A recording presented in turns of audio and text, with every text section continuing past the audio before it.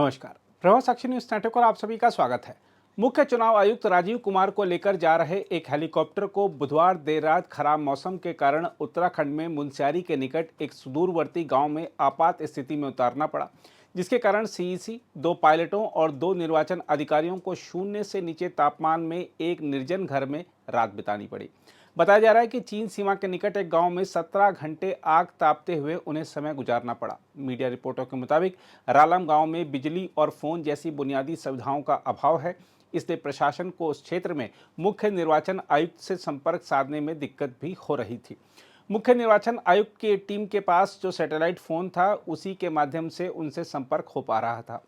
बताया जा रहा है कि 12,000 फीट की ऊंचाई पर फंसे मुख्य निर्वाचन आयुक्त और उनकी टीम को बेंगलुरु के एक ट्रैकर और उनके 2 सहयोगियों ने मदद की।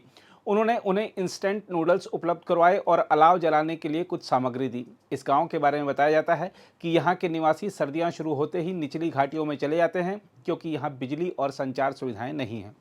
हम आपको बता दें कि पिथौरागढ़ के जिला मजिस्ट्रेट विनोद गिरीश गोस्वामी ने जानकारी दी है कि मुख्य निर्वाचन आयुक्त के हेलीकॉप्टर ने दोपहर करीब 1 बजे उड़ान भरी थी, लेकिन आसमान में बादल छाए रहने के कारण 30 मिनट बाद ही हेलीकॉप्टर की आपात लैंडिंग करानी पड़ी थी। विनोद गिरीश गोस्वामी ने बताया कि हेलीकॉप्टर मिलम हिमनद के रास्ते में था और प्रतिकूल मौसम के कारण उसे आपात स्थिति में उतारना पड़ा। उन्होंने बताया कि उस वक्त घने बादल छाए रहने और दृश्यता बेहद कम होने के कारण हेलीकॉप्टर को मुनस्यारी से 42 किलोमीटर पहले रालम गांव में एक हेलीपैड पर उतारा गया था। उन्होंने कहा कि निर्वाचन आयोग के दल ने सीमित संसाधनों के साथ एक निर्जन गांव में एक निर्जन घर में रात बिताई।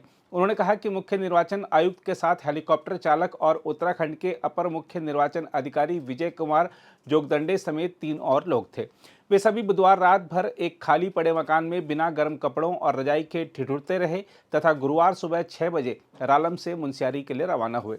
पिथौरागढ़ के जिलाधिकारी विनोद गिरीश गोस्वामी ने कहा, सीईसी ने 16 अक्टूबर बुधवार को दोपहर करीब 1 बजे हमें अपने हेलीकॉप्टर के आपात स्थिति में उतरने की सूचना दी और बताया कि वे सभी सुरक्षित हैं। हमने मिलम और लिलम में मौजूद आईटीबीपी यानी भारत तिब्बत सीमा पुलिस की चौकियों को हेलीकॉप्टर के उतरने की जगह पर तत्काल पहुंचने को कहा। जिलाधिकारी ने बताया कि आसपास के गांव वालों को भी रालम में हेलीकॉप्टर उतरने की सूचना मिली, जिसके बाद पालो के ग्राम प्रधान ईश्वर सिंह नाबियाल भी 8 किलोमीटर की दूरी तय करके मौके पर पहुंचे। उन्होंने कहा, नाबियाल देर रात 1 बजे मौके पर पहुंचे और वह वहां पहुंचने वाले पहले व्यक्ति थे।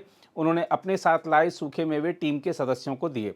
गोस्वामी ने बताया कि आईटीबीपी की टीम जीवन रक्षक दवाइयां और खाने का सामान लेकर तड़के करीब 5 बजे मौके पर पहुंची, जिसके बाद सुबह 6 बजे सीईसी और उनकी टीम मुनस्यारी रवाना हुई। उन्होंने बताया कि मुनस्यारी में आईटीबीपी के विश्राम गृह में कुछ देर आराम करने के बाद सीईसी नई दिल्ली रवाना हो गए।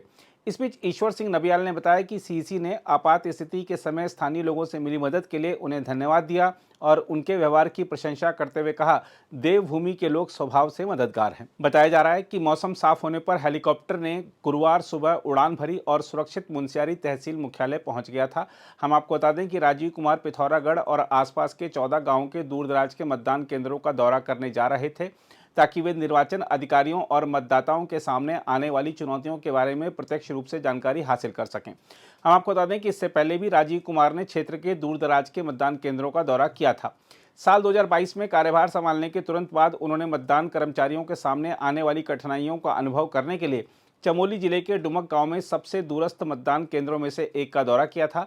इस दौरे के बाद जिला निर्वाचन अधिकारियों ने मतदान केंद्र के लिए मार्ग मानचित्रों की समीक्षा की और उसके अनुरूप गंतव्य तक पहुंचने का मार्ग तलाशा।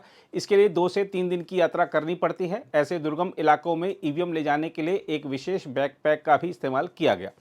इस बीच आईटीबीपी के एक सूत्र ने सीईसी का हवाला देते हुए कहा कि उनकी टीम पहले तो रालम के एक खेत में ही शाम 5 बजे तक इंतजार करती रही, लेकिन बाद में उन्हें बेंगलुरु के 2 पर्यटक मिले, जिन्होंने उन्हें नूडल्स खाने को दिए। उनके आराम करने के लिए एक मकान को भी खोला और वहां लकड़ियां जलाकर जगह को गर्म किया।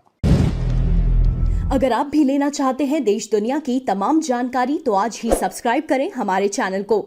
साथ ही नीचे दिए बेल आइकन को जरूर दबाएं ताकि हर अपडेट आप तक पहुंच सके।